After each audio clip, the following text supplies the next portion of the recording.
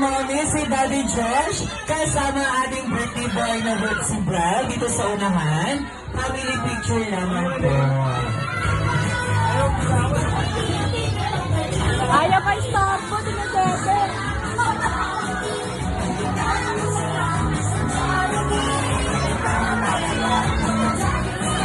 Ayaw ko tao ni Kevin.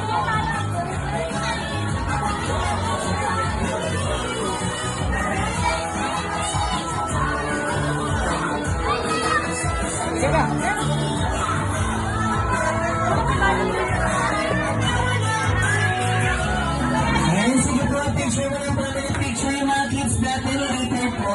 Pag-birthday ko morning ko naman, pa-picture together with Jollibee, Betty, at si Wally.